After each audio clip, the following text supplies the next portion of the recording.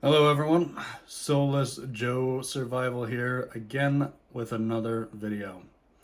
So in today's video I'm going to be addressing a topic with which I am extremely passionate about, and that topic is emergency preparedness, doomsday prepping, whatever you want to call it. Now, in a previous short that I have released, I have brought up that I have been asked a question quite frequently by both family members and friends, and that question is something to the effect of, Joe, if you feel like the world is going to be in such a state of disarray, chaos, apocalypse, whatever that they say, why bother preparing for it? Why would you even want to live in a world with that sort of chaos? Now, I can say that this question has caught me off guard quite a bit because to me it just seems so painfully obvious. To sum up in short, well, simply put, because I want to live, because I choose to live, because I want to survive, because I feel like it's my obligation, it's my duty, it is my right, it is my privilege. We haven't gone through the course of human history and endured everything that we have endured throughout time, from the plague that nearly knocked humanity off.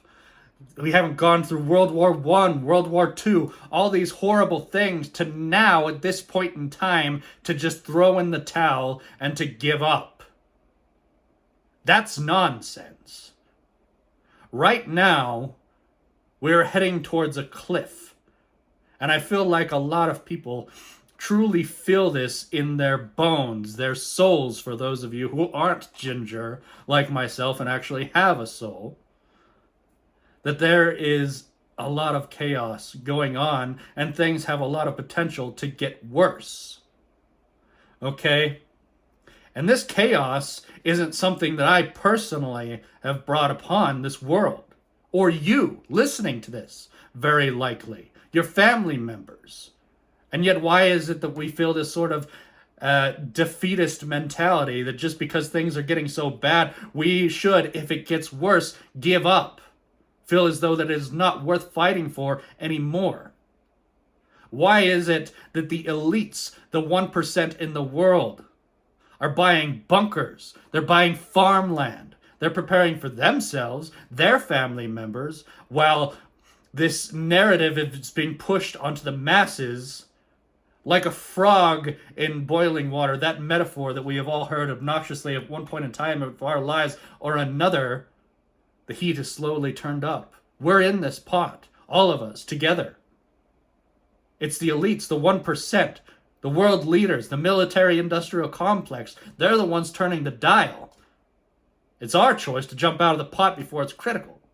Or we can give into the narrative that they are pushing on us, that we can't, that it's helpless, that we should just bow down, give up.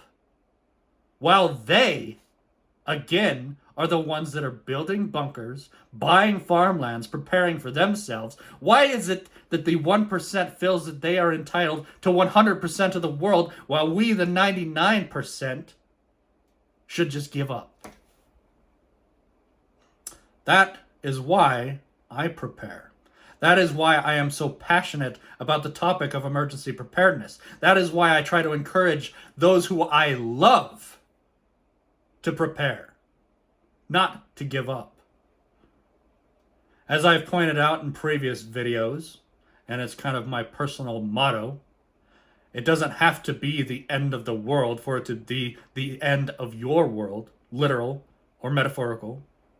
You could simply just be behind on car payments. Say that, a couple years ago you bought this really nice car banking on the current financial system that you had, your job, your stable job. All of a sudden the pandemic came, you lost that job, but you still have that payment. Let's say that it was you bought yourself this really nice truck, cost $50,000.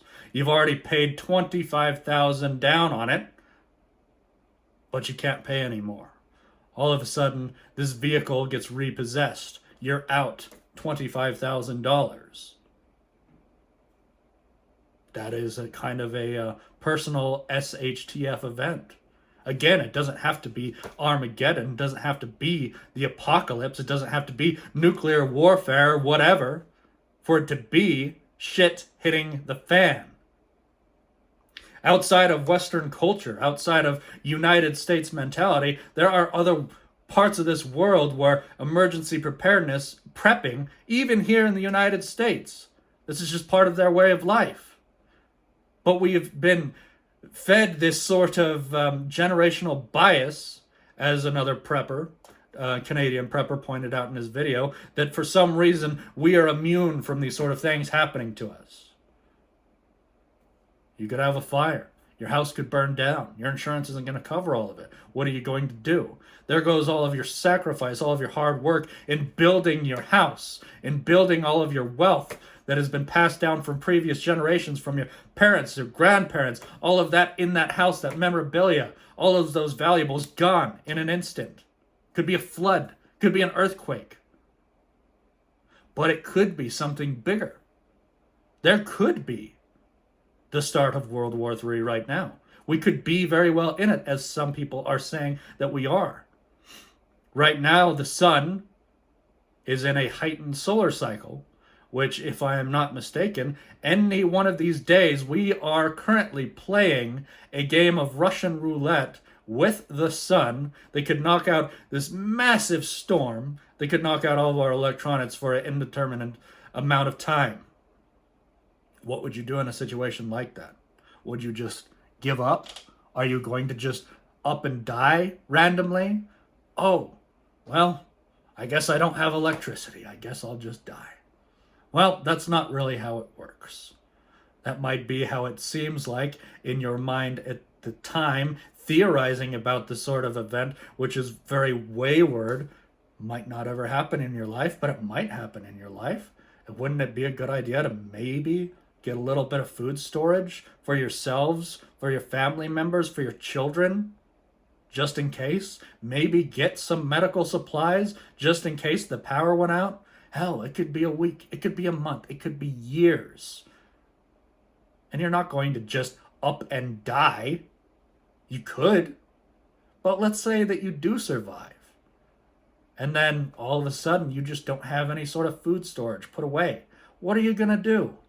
Going to go beg to your neighbors for their food? Hope that they've got it? Hope that they are willing to give up their supply, their emergency preps that they have been getting for their family members and their loved ones, sacrificing their money, their time?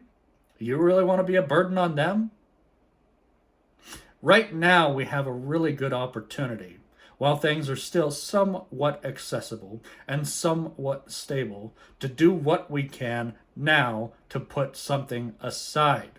You don't have to go out and buy the most expensive things. You don't need to go spend thousands and thousands of dollars.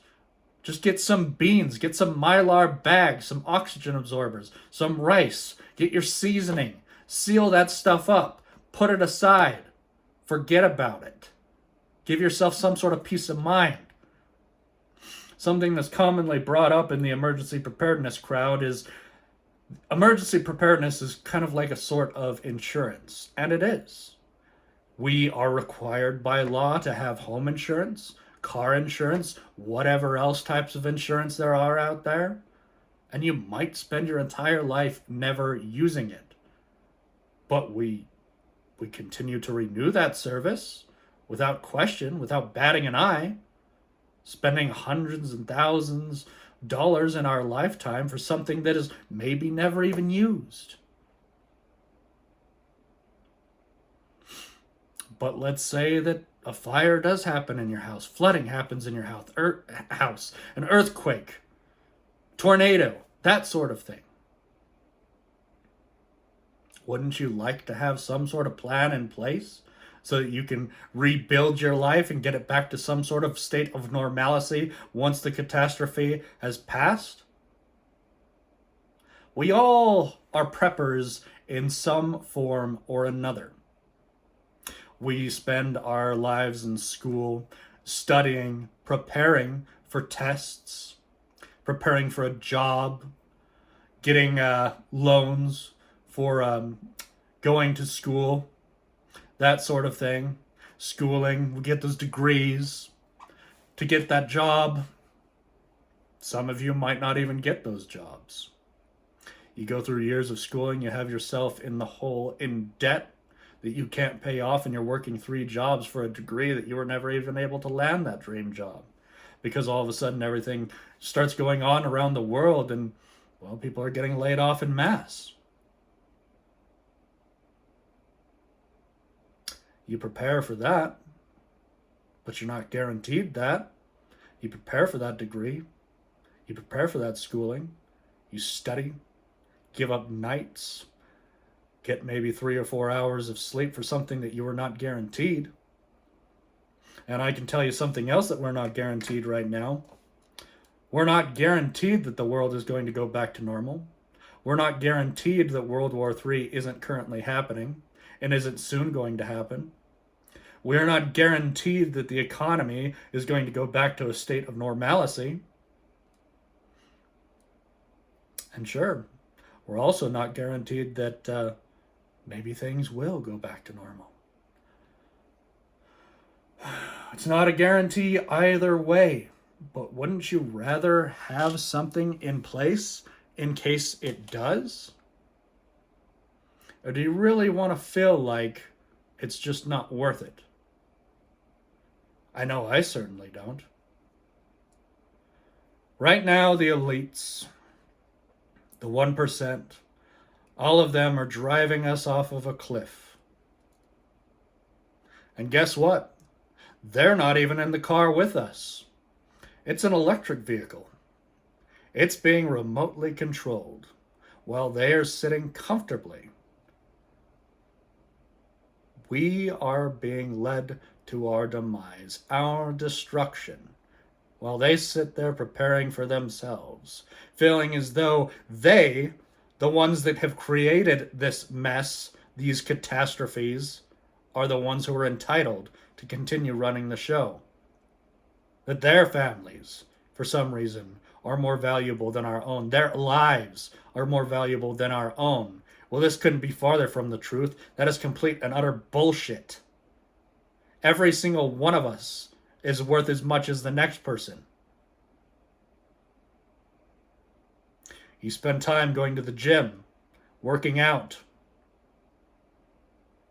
For what?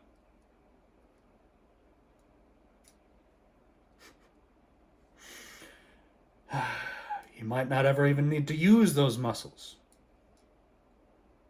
We all prepare for something in our lives.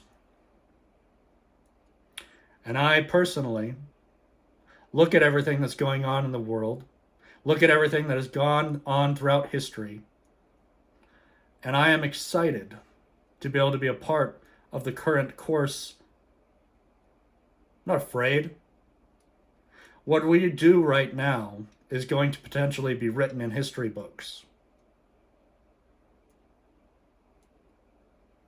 We can choose to either just merely survive, merely just get by, or what we do right now, at this point in time, could make the difference between just merely surviving, dying, or truly thriving if and when things get worse. That is why I prepare. You all need to find a reason for yourselves. I can't force you. I don't want to force you. But don't come at me with this tilted bullshit and ask me why I feel like this is something that is important for me. Why don't I just go on all these vacations? Why don't I just go out camping all the time? Go out on a cruise, enjoy your life, Joe. Why are you spending money on food storage that you might not ever use? Live in the now. Isn't that more important than some theoretical doomsday that might not happen? No. Not to me.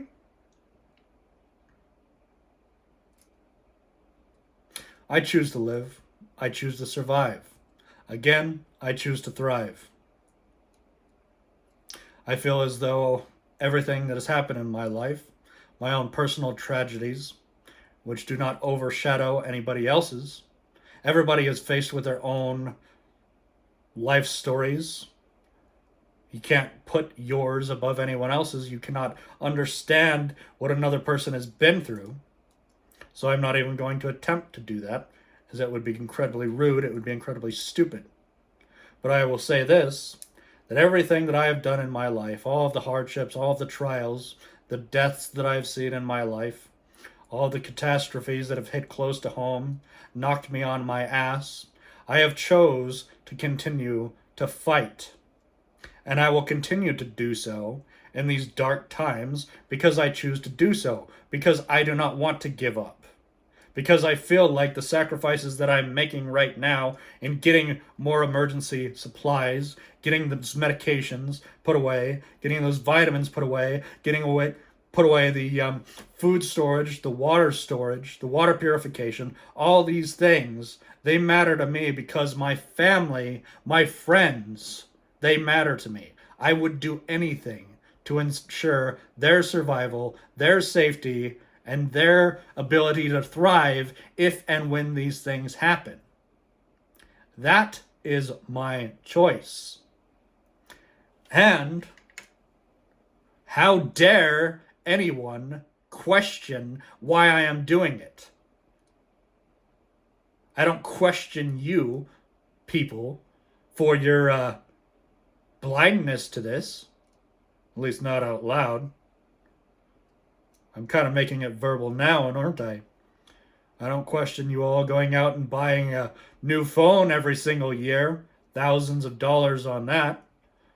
Going out getting a brand new car every couple of years, doing that sort of thing. So why judge me for doing what I feel like is prudent and responsible?